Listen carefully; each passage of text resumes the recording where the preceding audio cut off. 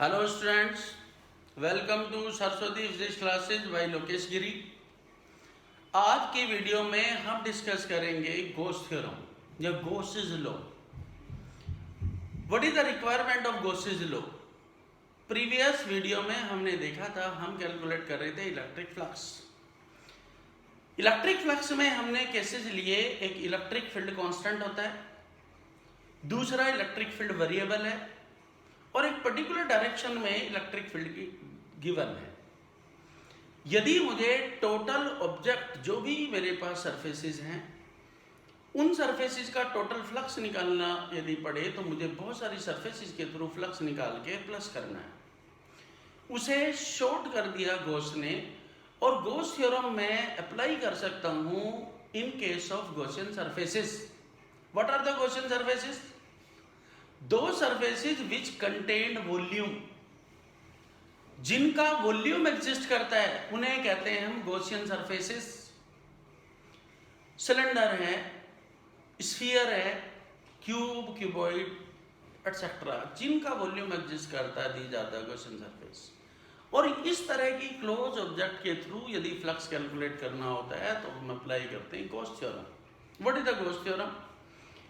It states that the total electric flux through the Gaussian surfaces in free space, that is, surface integral of electric field linked with the closed surface in free space is always 1 upon epsilon naught times the charge on that object. Means यदि मैं flux calculate करना चाहता हूं तो बस उस body पर कितना चार्ज है उस चार्ज को डिवाइड कर देते हैं किससे? एप्सिलॉन नॉट से। अब इस बात को प्रूव करेंगे। आता है question, state and prove Gauss theorem. तो what is the Gauss theorem? तो it states that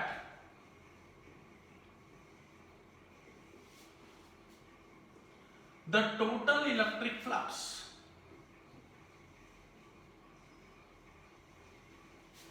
through Gaussian surfaces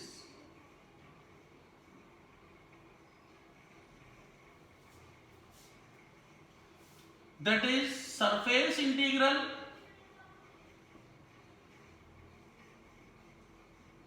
of enclosed surface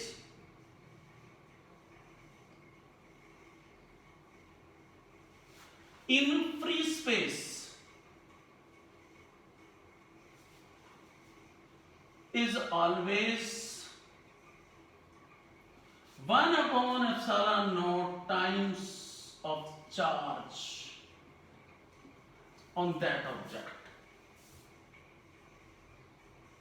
that enclose your Gaussian surface.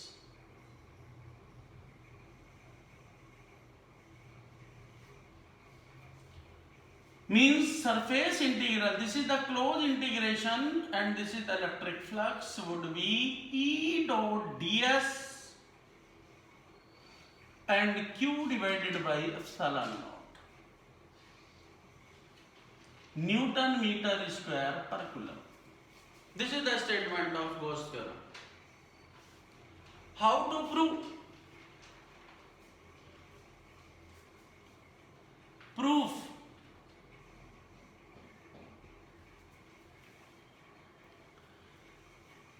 Let us consider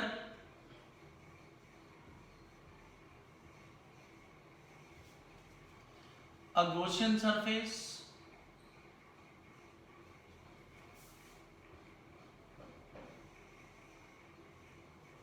of charge Q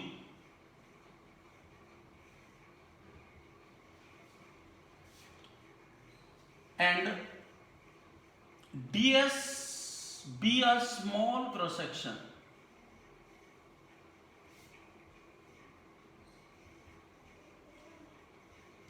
such that ds vector equals to normal unit vector of ds and electric field intensity E vector equals to 1 upon 4 pi epsilon naught Q divided by R square and unit vector R. This would be electric field intensity. And N normal unit vector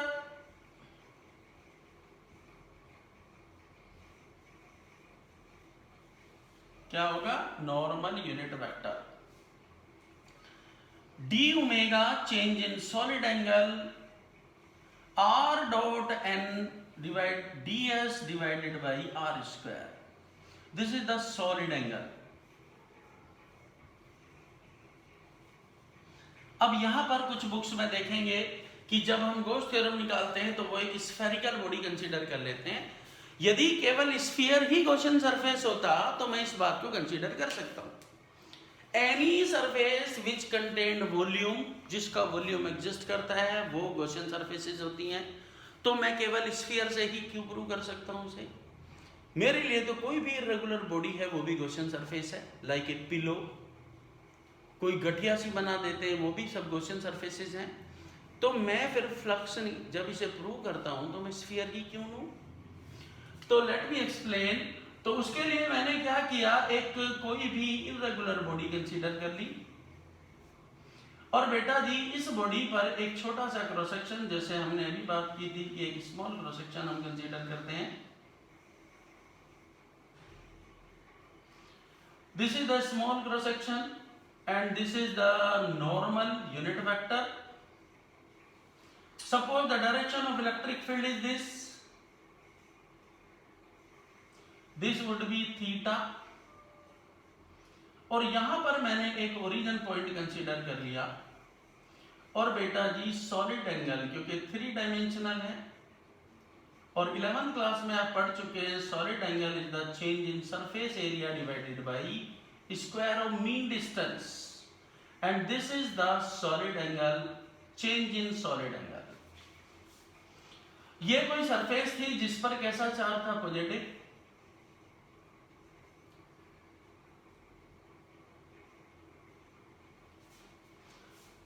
ये Gaussian surface है. मैं d omega that is the change in solid angle consider कर चुका हूं, electric field consider कर चुका हूं. Now the flux. तो electric flux phi equals to integration वो भी close integration of E dot ds. तो phi equals to integration of E dot ds को क्या लिखते हैं? Normal unit vector of ds. तो phi e integration of E modulus A dot b. This modulus normal unit vector, या खैर छोड़ो vector में ही सॉल्व कर लेते हैं. आप इलेक्ट्रिक फील्ड की वैल्यू रिप्लेस करो, मैं सीधी वैल्यू रखी है. तो क्या करें? From equation 1. तो मैं फर्स्ट इक्वेशन से यदि से रिप्लेस करता हूं तो flux would be close integration of 1/4 pi epsilon not q unit vector r upon r square dot n into ds. यहां से बेटा क्या बाहर आ सकता है? मैंने लिया q upon 4 pi epsilon not and the close integration of r dot n ds divided by r square, and this would B change in angle, solid angle. तो flux q divided by 4 pi epsilon naught close integration of this is the d omega. Solid angle की जो total range होती है, total solid angle होता है 4 pi. Like in sphere surface area 4 pi r square, volume is the 4/3 pi r cube. So range would be 0 to 4 pi. So electric flux is q divided by 4 pi epsilon naught into 4 pi. 4 pi cancel with 4 pi and the charge q divided by epsilon naught. ये जो मैंने capital charge consider किया था तो बेटा capital charge ले लेते हैं. वो थोड़ा ध्यान नहीं किया कि क्या चार्ज कंसीडर किया है.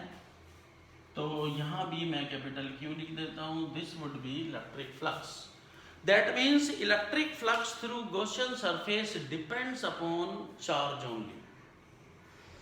और बेटा जी यहाँ पर मैं 2 पॉइंट्स को नोट कर सकता हूँ. पहला पॉइंट ये, electric flux through Gaussian surface independent of shape and size but depends upon charge. ना शेप पे डिपेंड करेगा, ना साइज पे डिपेंड करेगा. It depends upon only charge. आप एडिशनल चार्ज बढ़ाएंगे, फ्लक्स बढ़ेगा. आप चार्ज को कम करेंगे, फ्लक्स कम होगा. सपोज मेरे पास एक स्फीयर है, बलून है. बैलून पर कुछ चार्ज है, फ्लक्स निकालो तो Q divided by epsilon not. अब मैंने उसमें एयर डाल के उसे इन्फ्लेट कर दिया, बढ़ा दिया. What would be the flux? Same रहेगा. मैंने उस बैलून का सिलेंडर बना दिया, फ्लक्स क्या रहेगा? सेम रहेगा. कोन बना दिया, फ्लक्स सेम रहेगा. क्योंकि फ्लक्स केवल चार्ज अपॉन एप्सिलॉन नॉट है, तो इसलिए इंडिपेंडेंट होता है शेप और साइज के.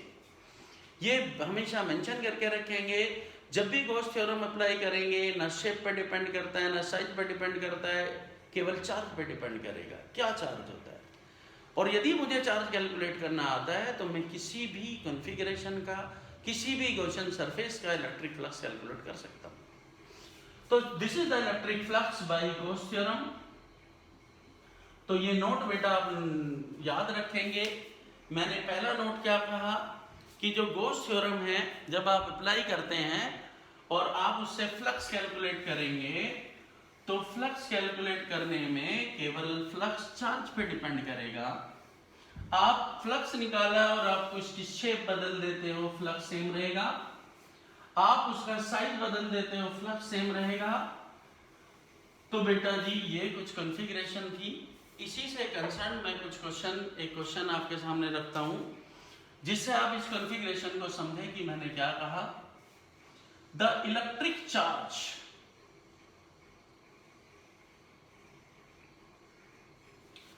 on the sphere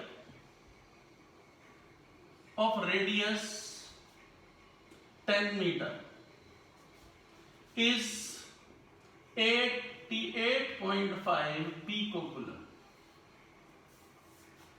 in free space. क्योंकि बेटा मीडियम होगा तो अलग सिचुएशन होगी. Calculate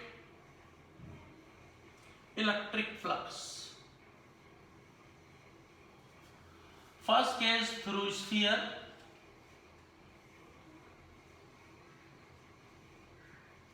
Second case when radius becomes 40 meter. When radius becomes 2 meter. When it becomes cylinder. Fourth, when additional charge minus 88.5 picocoulomb is given. तो जो मैं note mention की थी उसी तरह के मैंने कुछ क्वेश्चंस लिए. तो जब बेटा इन क्वेश्चंस का सॉल्यूशन देखेंगे तो सॉल्यूशन क्या है. फर्स्ट, चार्ज जो मुझे इनिशियली दिया था वो 88.5 pico, that means 12 coulomb. In first case the flux would be Q divided by epsilon naught. What is Q? 88.5 into 10 raised to the power minus 12, and the 8.85 into 10 raised to the power minus 12, and this would be 10 Newton meter square per coulomb. And the second, in case of second, जो भी radius 10 metre थी मैंने 40 metre कर दिया, क्या flux change होगा? No. क्यों change नहीं होगा? इंडिपेंडेंट होता है किसके? साइज के. दूसरे में फ्लक्स चेंज होगा? नो, क्योंकि एक बार रेडियस बड़ी है, स्फीयर बड़ा है, फिर छोटा हुआ है, साइज से कोई फर्क नहीं पड़ता.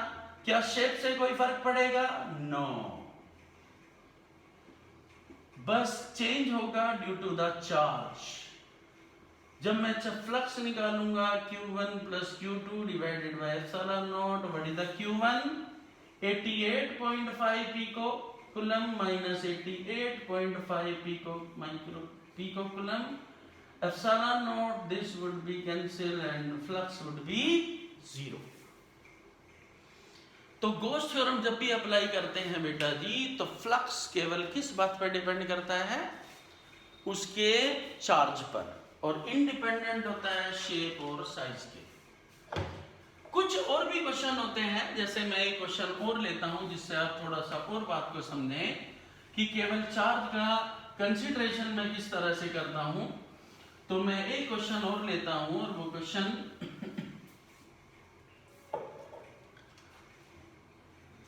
In given figure calculate the ratio of electric flux through S1 and S2।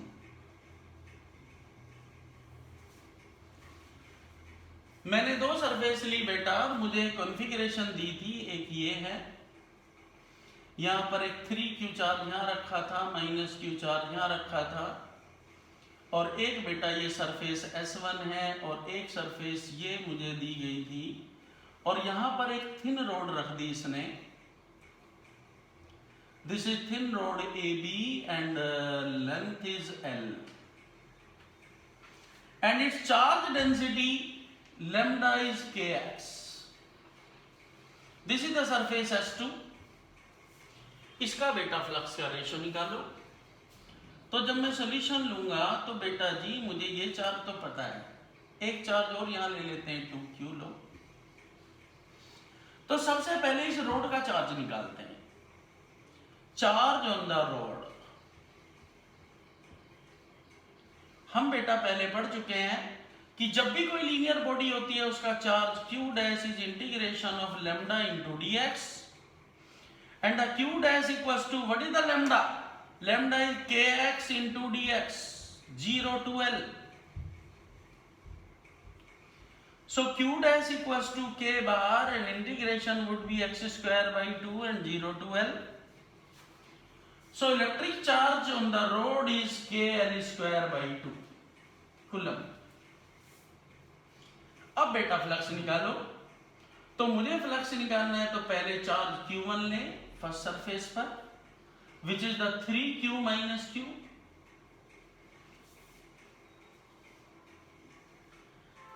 and the charge on the second surface Q2, which is the Q1 plus 2Q plus Q dash। एक charge ये है, एक charge ये है, अंदर का include करेंगे ही। तो Q2 equals to Q1 is, what is Q1? 3Q minus Q plus 2Q kL square by 2. So Q2 equals to 3Q plus Q plus kL square by 2. This is the charge on the second surface. What is the ratio of flux? Phi1 over Phi2 equals to just Q1 divided by epsilon naught and Q2 divided by epsilon naught, which is Q1 by Q2. And the ratio of flux would be Phi1 divided by Phi2 equals to, what is the Q1? 3Q minus Q divided by 3Q plus Q plus KL square by 2. This is the ratio of electric flux. तो बेटा question किसी भी तरह का हो, आपको बस concept याद रखना है कि flux through the Gaussian surface depends upon charge only. कितनी भी प्रॉब्लम्स हो, आप कितनी प्रॉब्लम्स को सॉल्व करें, कॉन्सेप्ट यही रहेगा। अब बेटा इस गॉस थ्योरम में कुछ एप्लीकेशंस होती हैं, 3 एप्लीकेशन मेन है। वैसे तो मैं किसी का भी इलेक्ट्रिक फील्ड निकाल सकता हूं। अब सवाल फिर वही आता है कि बेटा गॉस थ्योरम फ्लक्स निकाल चुके, ठीक है, अब ये और क्या कर सकता है? हमने इलेक्ट्रिक फील्ड पढ़ा था कि मैं पॉइंट चार्ज से इलेक्ट्रिक फील्ड कैलकुलेट कर सकता हूं। हमने पढ़ा हम डाइपोल से इलेक्ट्रिक फील्ड इंटेंसिटी निकाल सकते हैं। क्या इनके अलावा कोई और चार्ज बॉडी अवेलेबल नहीं होगी? हो सकती है, कोई लीनियर चार्ज बॉडी होगी, क्योंकि मैं बता चुका हूं कि 30 यूनिवर्स में 3 तरह की बॉडी हम कंसीडर करते हैं। एक लीनियर, तो एक लीनियर जैसे कोई थिन वायर है, एक सुपरफिशियल कोई थिन सरफेस है, और एक volumetric 3 dimensional configuration, either cube, cuboid, sphere etcetera. तो इसकी कम से कम मैं 3 एप्लीकेशन तो कंसीडर कर सकता हूं। तो 1 बाई 1 बेटा मोटिव है how to calculate the electric field intensity, either linear object, superficial object और वॉल्यूमेट्रिक ऑब्जेक्ट। तो my first application is electric field intensity due to linear charge conductor.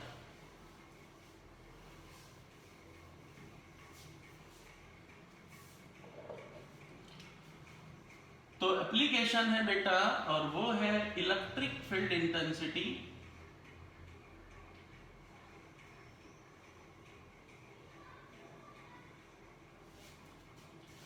Due to linear charge, thin linear ले लेते हैं, thin linear charge conductor.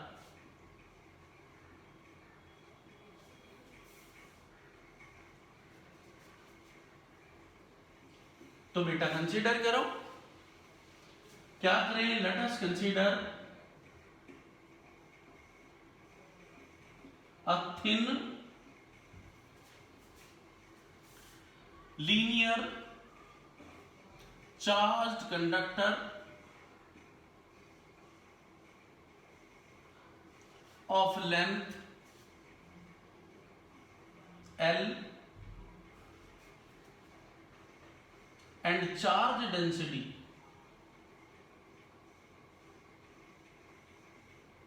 lambda coulomb per meter due to filled lines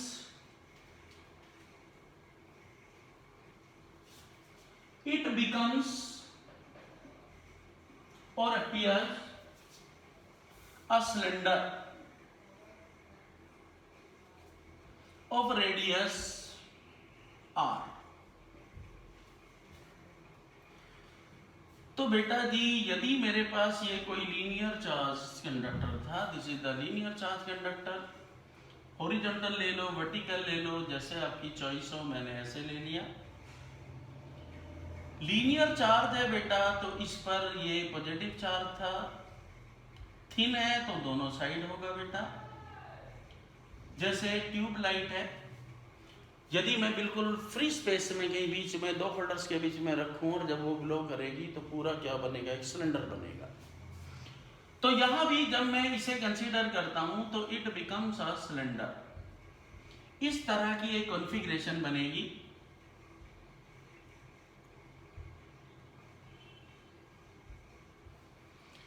और यहां बेटा electric field E1,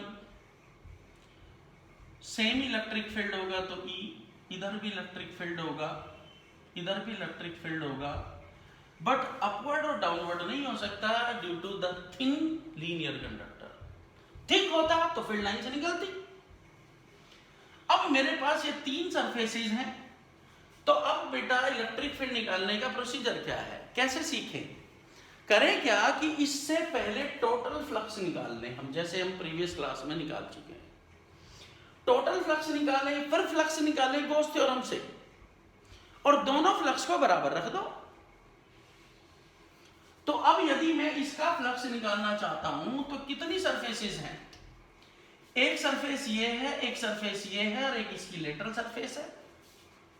तो तीनों में मैं क्या करता हूं, मैं छोटे छोटे कोई क्रॉस सेक्शन कंसीडर कर लेता हूं।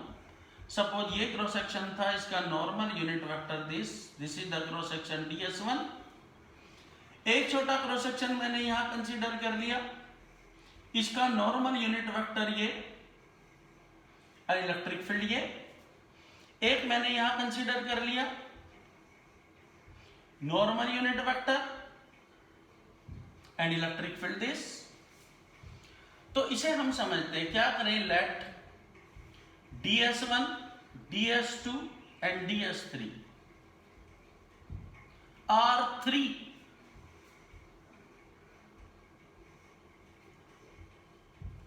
small cross sections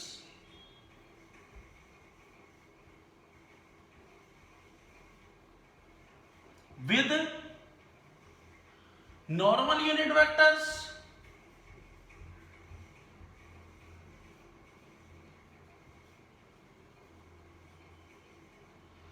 n1 n2 and n3. कैसे? such that what is the ds1? ds1 vector क्या होगा? Normal unit vector of ds1. ds2 क्या होगा? Normal unit vector of ds2. और बेटा जी ds3 normal unit vector of ds3. अब मुझे इसका फ्लक्स निकालना है, मैंने नॉर्मल्स भी ले लिए, तो टोटल इलेक्ट्रिक फ्लक्स जो मैं पहले की तरह निकालूंगा, और टोटल फ्लक्स क्या था? phi equals to phi1 plus phi2 plus phi3, क्योंकि इलेक्ट्रिक फील्ड हर जगह सेम है. यदि कांस्टेंट इलेक्ट्रिक फील्ड है तो मैं अलग अलग इलेक्ट्रिक फील्ड क्यों नहीं कैलकुलेट करूंगा? तो phi e इक्वल्स टू क्या होगा? Integration of e dot ds1 plus e dot ds2 plus e dot ds3. तीन सरफेसेस हैं तो तीनों फ्लक्स ले लिए, इनकी डॉट प्रोडक्ट्स को खोलिए, या पहले नॉर्मल यूनिट वेक्टर में चेंज करते हैं. This is normal unit vector n1 of ds1, e2 dot normal unit vector of ds2, e3, e तो सेम था बेटा, तो normal n3 ds3. Dot product खोलिए, a डॉट b क्या होता है? a modulus, that means e modulus n1 modulus cos. What is the angle? Electric field इधर है, n1 इधर है, एंगल क्या होगा? 0. ds1 e modulus normal unit vector modulus. What is the angle? Normal ऐसे, इलेक्ट्रिक फील्ड ऐसे, cos of 90 ds2 plus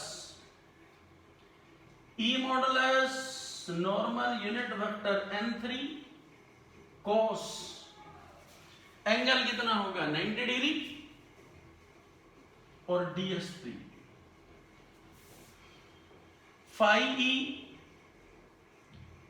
किसके बराबर? ये वन, तो इलेक्ट्रिक फील्ड बेटा बाहर ले लिया, integration of ds1 cos 90 would be 0, this would be 0, ये सब क्या हो गया? 0. तो अब कहां से कहां तक? This is the lateral surface, और लेटरल सरफेस होता है 0 से 2 पाई rl. तो electric flux through this cylinder, जो सिलेंडर बना है किसकी वजह से? फ्लक्स की वजह से, तो 0 से 2 पाई rl. और बेटा जब इसे सॉल्व करेंगे तो फ्लक्स किसके बराबर होगा?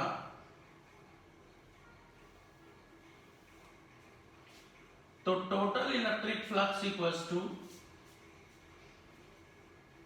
2 pi rl electric field intensity. This is the flux जो मैंने पहले निकाला. अब बेटा electric flux through by Gauss theorem,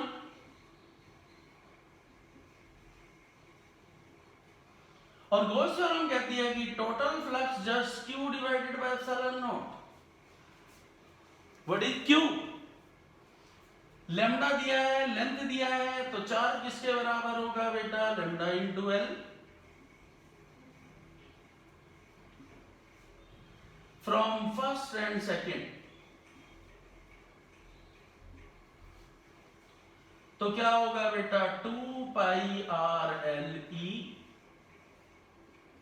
lambda l divided by epsilon not. L cancel with L. So electric field intensity due to thin linear charge conductor would be lambda divided by 2 pi epsilon naught R. And Newton meter Newton per coulomb.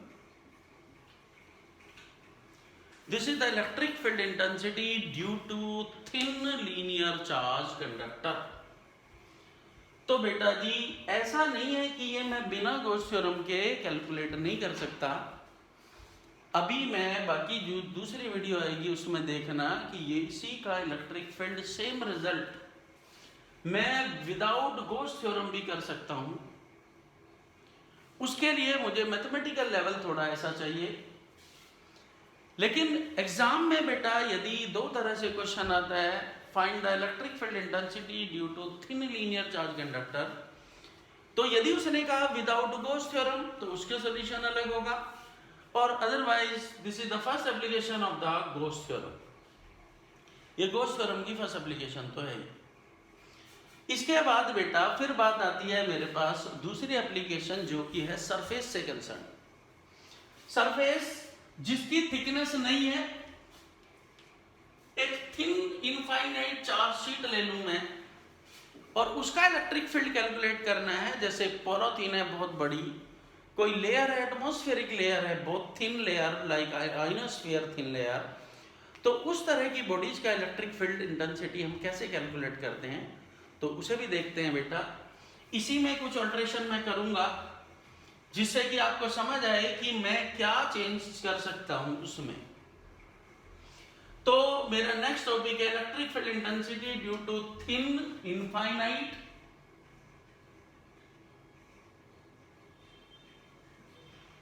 Charge sheet. Let us consider a thin infinite, linear की जगह infinite charge sheet. Area बेटा होगा नहीं, and the charge density sigma coulomb पर metre square. यहां पर वो cylinder वगैरह नहीं बनेगा क्योंकि थिन है बेटा, तो जिस तरह का क्रॉस सेक्शन लोगे आप वो कंसीडर करेंगे। तो अब मेरी जो कॉन्फ़िगरेशन होगी वो किस तरह की होगी वो देखिए। इनफाइनाइट थिन चार्ज शीट है और infinite thin charge sheet like this,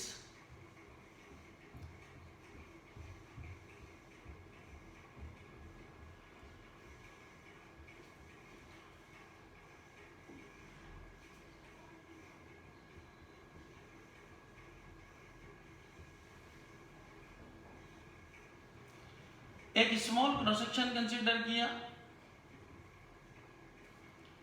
क्योंकि बेटा मुझे कंसीडर करना ही होता है, तो मैं यहां पर थोड़ा सा चेंज कर देता हूं। जब इससे फील्ड लाइन निकलेंगी तो कुछ फील्ड लाइन बेटा इससे ऐसे बाहर निकलेंगी क्योंकि 3 डायमेंशनल कॉन्फ़िगरेशन हम बना रहे हैं, तो इसके अंदर से गई these are the electric field intensity and its normal unit vector is n। यही फील्ड लाइन ऐसे निकलेंगी यहां से,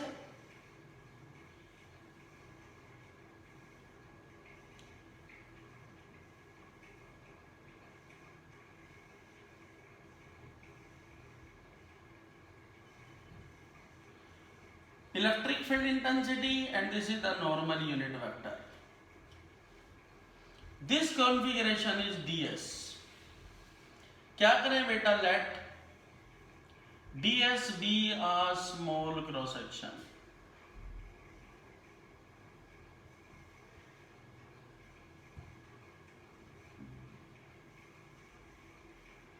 with a normal unit vector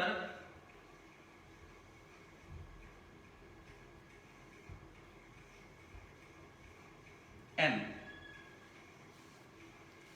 ये बेटा जी मेरे पास एक कॉन्फ़िगरेशन बनी क्योंकि थिन शीट है, उससे फ्लक्स इधर भी निकलेगा, उससे फ्लक्स इधर भी निकलेगा। तो अब यहां पर मेरे पास सरफेस जो है बस ये है, इसकी कोई रिक्वायरमेंट नहीं है।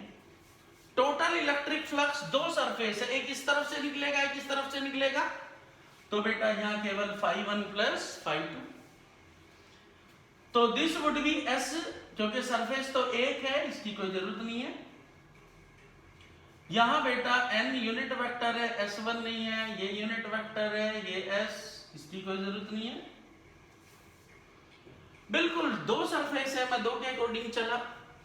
Angle, this is n and S, angle would be 0, normal इधर है, इलेक्ट्रिक फील्ड इधर है। यहां भी एंगल क्या होगा 0 एंड सरफेस इज ds।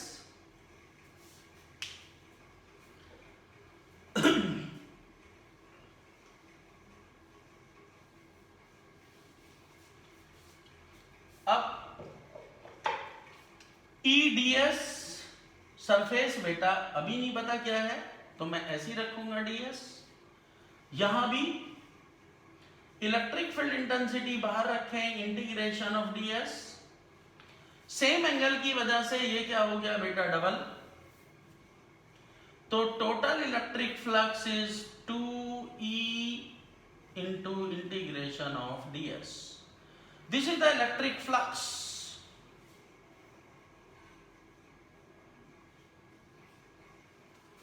अब इलेक्ट्रिक फ्लक्स निकालें किसके through,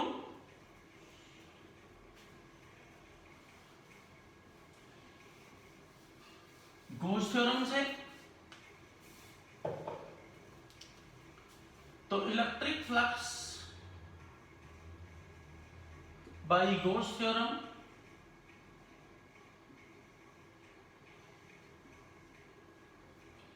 phi equals to q divided by epsilon naught। Charge क्या होता है, phi equals to charge is sigma integration of ds divided by epsilon naught। and from first and second,